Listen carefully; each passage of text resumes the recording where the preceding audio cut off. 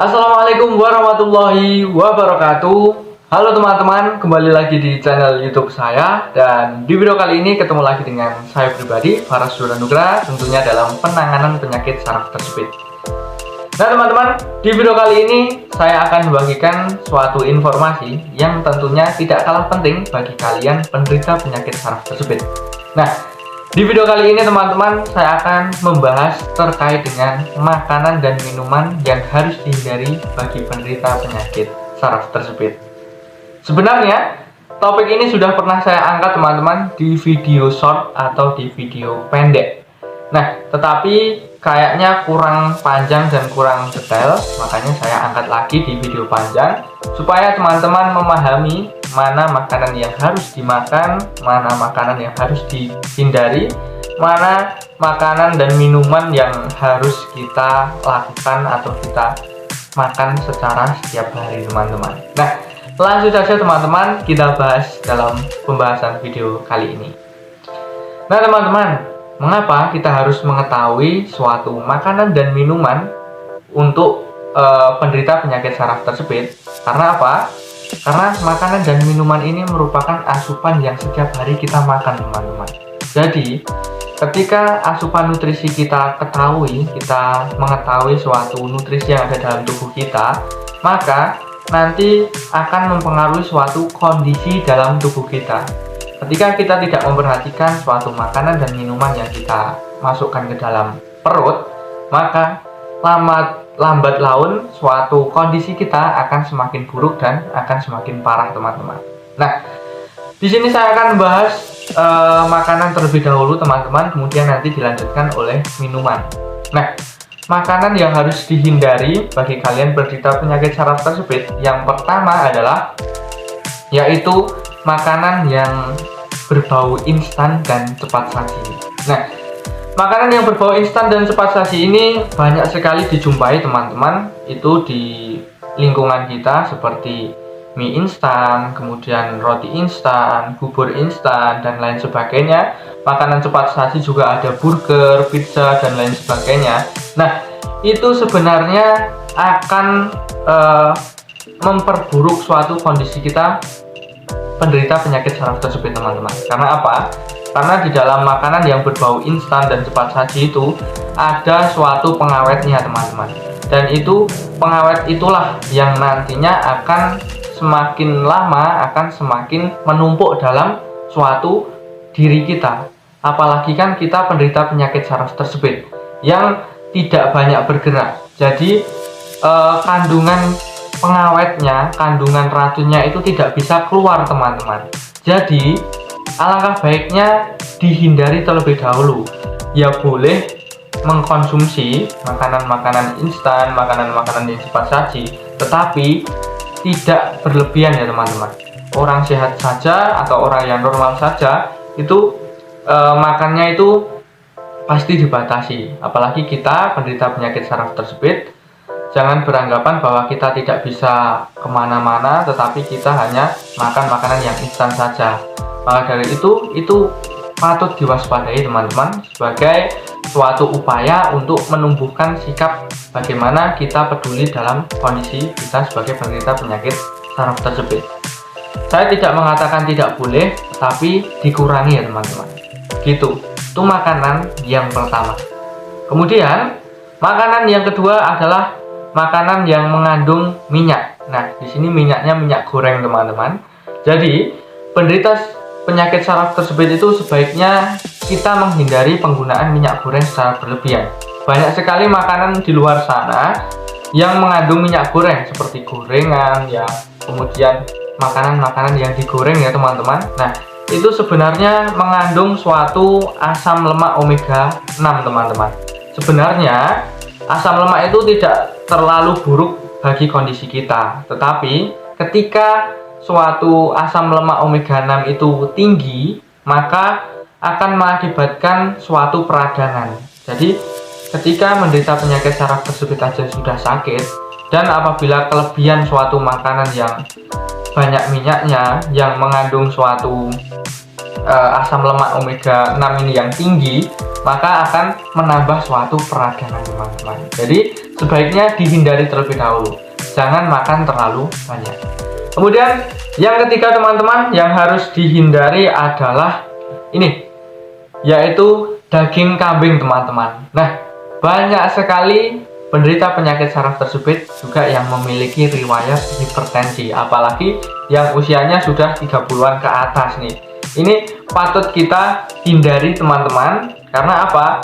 Karena daging kambing ini akan mengakibatkan kita hipertensi atau darah tinggi. Jadi ini harus dihindari karena apa? Ketika kita mengalami hipertensi, maka pembuluh darah pada area yang saraf tersebut ketika hipertensinya tinggi sekali, maka bisa pecah. Dan ketika pecah itu justru akan berbahaya, dapat menyebabkan kita stroke, lumpuh, dan bahkan hingga tidak bisa bergerak apa-apa. Maka dari itu, kurangi daging-dagingan kambing teman-teman. Daging kambing, daging yang akan memicu suatu tubuh kita darah tinggi atau hipertensi tersebut teman-teman. Oke, itu makanan yang ketiga yang harus kalian hindari. Kemudian yang keempat adalah jeroan teman-teman. Nah, mungkin ada di sini yang suka jeroan, entah itu mulai dari usus, kemudian hati pada ayam, empedu pada ayam, dan lain sebagainya. Itu sebaiknya dihindari teman-teman. Karena apa? Karena justru ketika kita banyak itu kan banyaknya lemak, banyak juga ada suatu lemak-lemak. Ketika itu kan akan mengakibatkan diri kita menjadi obesitas. Nah, ketika kita obesitas, maka kan justru kita menderita penyakit saraf tersebut aja sudah jarang bergerak. Dan dengan makanan kayak gitu, usus, kemudian hati, dan ayam, itu kita menambah obesitas. Makanya kita tidak bergerak dan lemaknya akan menumpuk pada tubuh kita. Justru akan menambah sakit dari penyakit saraf tersebut itu sendiri. Kita akan lebih tersiksa teman-teman ketika kita tidak memperhatikan suatu pola makan ini. Nah, selanjutnya teman-teman ada yang selanjutnya adalah kangkung dan kacang panjang. Nah, banyak sekali nih penderita penyakit saraf tersebut yang usianya sudah 30-an ke atas ini tidak memperhatikan makanan seperti kangkung dan kacang panjang, kemudian ada juga buncis. Nah, buncis, kangkung, kacang panjang ini ketika kalian usianya sudah 30-an ke atas, maka ini akan mengakibatkan tingginya suatu asam urat. Nah, jangan pernah disepelekan karena asam urat ini tentunya ketika tinggi menyebabkan kita tidak bisa bergerak apapun. Kita tidak bisa berjalan, bahkan duduk saja tidak bisa teman-teman. Maka dari itu, ketika asam uratnya tinggi dan kita menderita penyakit saraf tersebut, sudah, kita tidak akan pernah bisa apa-apa. Maka dari itu, hindari dan kurangi makanan seperti kangkung, kemudian kacang panjang, kemudian suatu buncis, dan lain sebagainya. Nah, itu harus kita hindari teman-teman, karena memang suatu makanan yang kacang-kacangan itu ketika usianya 30-an ke atas, maka akan mengakibatkan suatu asam urat yang berlebihan. Kemudian ada lagi teman-teman, yaitu ikan sarden. Nah, olahan-olahan ikan, olahan-olahan hewan itu sebaiknya kita kurangi, bukan diberhentikan tetapi kita kurangi. Jangan terlalu berlebihan teman-teman. Nah, ikan sarden ini sebaiknya mungkin kan dalam masyarakat itu kan juga ikan yang sehat teman-teman. Maksudnya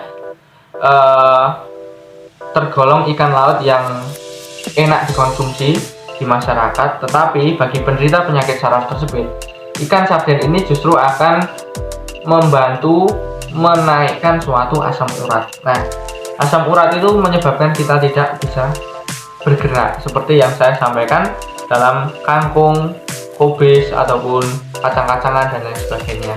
Maka dari itu teman-teman, hindari nih makanan-makanan ikan, sarden, dan lain sebagainya ini.